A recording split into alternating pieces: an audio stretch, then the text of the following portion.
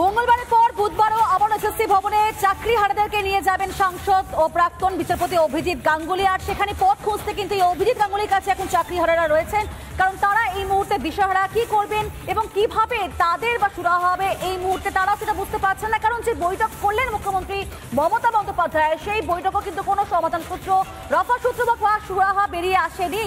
চেয়ারম্যানের সঙ্গে সাক্ষাৎ চান সাংসদ এবং প্রাক্তন বিচারপতি। গতকালের পর আজও অভিজিৎ গাঙ্গুলির বাড়িতে এসেছেন চাকরিহারা শিক্ষক শিক্ষিকার প্রতিনিধিরা। আজ এসএসসি ভবনে যাবেন তারা। আর এই মুহূর্তে একেবারে আমরা সরাসরি কথা বলবো এলিনার সঙ্গে। এলিনা রয়েছেন অভিজিৎ গাঙ্গুলির বাড়ির সামনেই, একেবারে সেখানকার পরিস্থিতিকে এবং একই সঙ্গে জানতে চাইবো এলিনা তোমার কাছ থেকে, ঠিক আজ কখন যাবেন অভিজিৎ গাঙ্গুলি এসএসসি ভবনে এবং সেখানে কি চাকরিহারারা রয়েছেন, তারা কি বলছেন?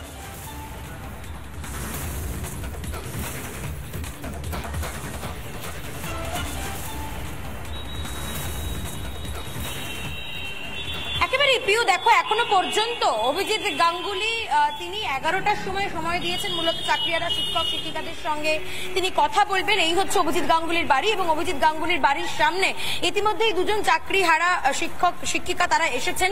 আরো যারা আসছেন তারা বাইরে রয়েছেন, তারা ধীরে ধীরে আসতে শুরু করেছেন। বেলা 12টা নাগাদ এসএসসি ভবনে যাওয়ার কথা রয়েছে অভিজিৎ গাঙ্গুলি। তিনি আজকে আবারও এসএসসি ভবনে যাবেন এসএসসি চেয়ারম্যানের সঙ্গে দেখা করতে। তার আগে সংগ্রামী যৌথ মঞ্চের পক্ষ থেকে যারা এসেছেন তারাও এখানে দাঁড়িয়ে রয়েছেন, সেই ছবি একবার দেখানোর চেষ্টা করব। এই হচ্ছে অভিজিৎ গাঙ্গুলির বাড়ি। অভিজিৎ গাঙ্গুলির বাড়ির সামনে তারা এই মুহূর্তে দাঁড়িয়ে রয়েছেন এবং অন্যদিকে চাকরিহারারা তারাও কিন্তু একদিকে দাঁড়িয়ে রয়েছেন। সবটা মিলিয়ে আজকে অত্যন্ত গুরুত্বপূর্ণ দিন, কারণ গতকাল মঙ্গলবারের পরে আজকে বুধবার আবারও এসএসসি ভবনে অভিজিৎ গাঙ্গুলি চাকরিহারা শিক্ষক শিক্ষিকাদের নিয়ে যাবেন, তিনি কথা বলবেন এবং বেলা 12টায় এসএসসি ভবনে তার যাওয়ার কথা রয়েছে। কিন্তু তার আগে চাকরিহারা শিক্ষক শিক্ষিকারা যারা এখানে রয়েছেন তারা এসেছেন অভিজিৎ গাঙ্গুলির সঙ্গে আলোচনা করতে। মূলত তাদের মধ্যে থেকে চারজনের প্রতিনিধি দল আজকে অভিজিৎ গাঙ্গুলির বাড়িতে প্রবেশ করবেন।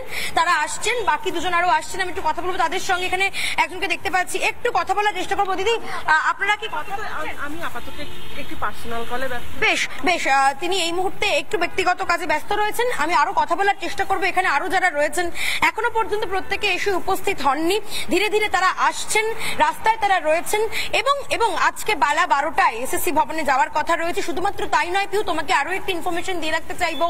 আজকে কিন্তু আজকেও তারা দেখা করতে গিয়েছেন এবং সেখান থেকে কিন্তু আজকে অভিজিৎ গাঙ্গুলি তিনিও আবার যাবেন এসএসসি ভবনে। আমরা জানি সেটা কিন্তু সেন্ট্রাল এভিনিউতে যেভাবে পথ অবরোধ হয় বিজেপি কর্মী সমর্থকদের এবং শিক্ষা দুর্নীতির প্রতিবাদে পথেও নেমেছে বিজেপি, এবং সেখানে অভিজিৎ গাঙ্গুলি তিনিও রয়েছেন। এই চাকরিহারা শিক্ষক শিক্ষিকা বা যারা রয়েছেন এই শিক্ষক কর্মীরা প্রত্যেকের পাশে তিনিও রয়েছেন। চেয়ারম্যানের সঙ্গে সাক্ষাৎ চান সাংসদ ও প্রাক্তন বিচারপতি, তাই আজকেও আবারও যাবেন তিনি।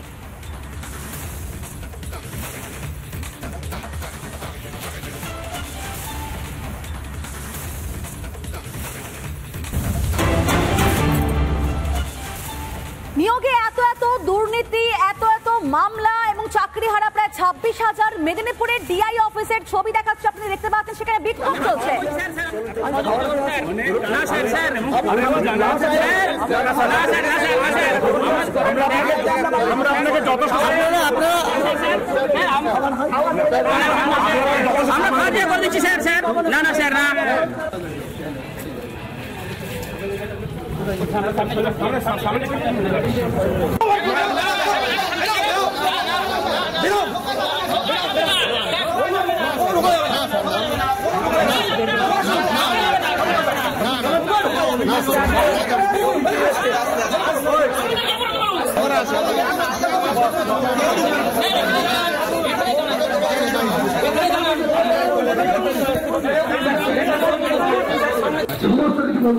আমরা সবাই একত্রিত হয়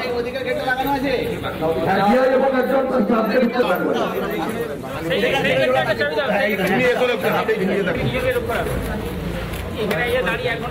সমস্ত কিছু বন্ধ করে আমরা সবাই একত্রিত হয় এবং একজন দেখতে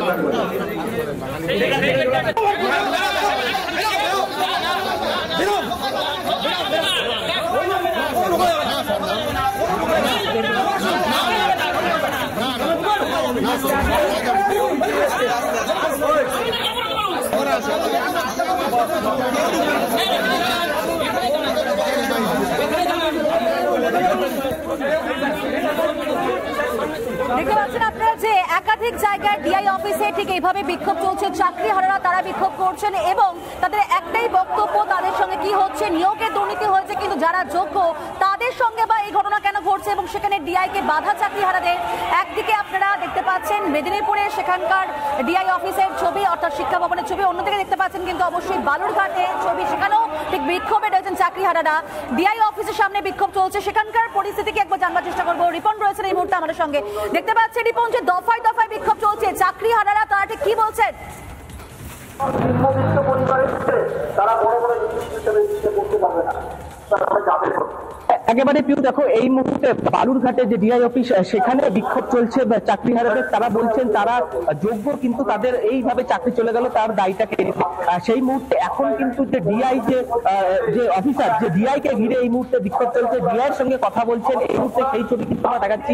ডিআই কে ঘিরে তারা বলছেন তারা এই মুহূর্তে তাদের কি করণীয়, কারণ তাদের বাড়িতে তাদের বাচ্চা রয়েছে, তাদের ফ্যামিলি রয়েছে, এইভাবে যে এত হাজার শিক্ষক শিক্ষিকাদের চাকরি চলে গেল তার দায়টাকে নেবে সেই নিয়ে কিন্তু ডিআই কে অভিযোগ দায়ের করেছে এবং ডিআই কে ঘিরে বিক্ষোভ দেখাচ্ছে। ডিআই কে ভেতরে প্রবেশ করতে দেয়নি। আমরা এবারে দেখছিলাম যে ডিআই এর যে মূল গেট সেখানে বিক্ষোভ দেখাচ্ছিল, সেখানে প্রথমে ঢুকতে দেওয়া ছিল না, পুলিশের বাধা পায় এবং তারপরে ডিআই অফিসের যে চত্বর সেখানে চত্বর এসে ডিআই অফিসের বিল্ডিং এর সামনে এই মুহূর্তে কিন্তু বিক্ষোভ দেখাচ্ছেন এবং ডিআই এর সঙ্গে কথা বলছেন চাকরিহারা শিক্ষক শিক্ষিকারা। তারা বলছেন কি করে তাদের গেল সুপ্রিম কোর্টের রায় ঠিক আছে, কিন্তু কেন তাদের চাকরি এই দায়টাকে নেবে সেই নিয়ে কিন্তু ডিআই কে ঘিরে এই মুহূর্তে বালুরঘাটে বিক্ষোভ চলছে একেবারে। এবং সেখানে দেখতে পারলাম আমরা তোমার মাধ্যমে রিপন যে পুলিশ আধিকারিকরা তারাও তো বাধা দিচ্ছিলেন চাকরিহারাদেরকে, মানে যেখানে দরকার আসল অ্যাক্টিভিটি দেখানোর সেখানে সেভাবে দেখাতে পারে না। এখানে দেখলাম চাকরিহারাদেরকে দফায় দফায় বাধা দিচ্ছিলেন পুলিশ আধিকারিকরা।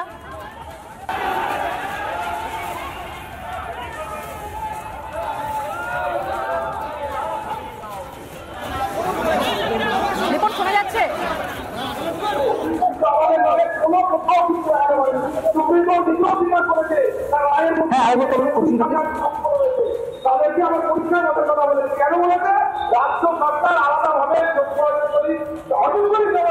রিপন, আমি জানতে চাইছিলাম যে যেভাবে দফায় দফায় বিক্ষোভ দেখাচ্ছেন চাকরিহারারা, সেই বিক্ষোভকে দেখা যাচ্ছে যে কোথাও গিয়ে আটকানোর চেষ্টা করছেন পুলিশ আধিকারিকরা। তুমি থাকো আমাদের সঙ্গে, এই ছবিটা অবশ্যই আমরা জানবার চেষ্টা করবো। এরই পাশাপাশি মেদিনীপুরের ছবি দেখাবো, সেখানকার শিক্ষা ভবনে দেখতে পাচ্ছি আমরা দফায় দফায় বিক্ষোভ করছেন চাকরিহারারা, কারণ তারা তো চাকরি হারিয়ে ফেলেছেন, তারা যোগ্য হয়েও চাকরি করতে পারছেন না। তারা ঠিক কি বলছেন একবার জানবার চেষ্টা করবো। সুদীপ্ত রয়েছেন এই মুহূর্তে আমাদের সঙ্গে সরাসরি। সুদীপ্ত,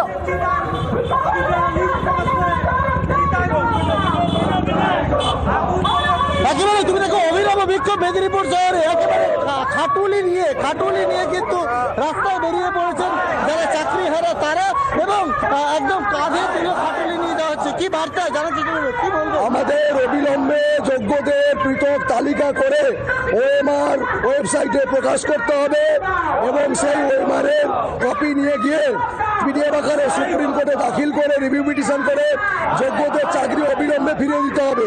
এই খাটুলিটা কারণ কমিশন মারা গেছে, তো কমিশন বলে কিছু নেই, তো পর্ষদ বলে কিছু নেই, তো মারা গেছে।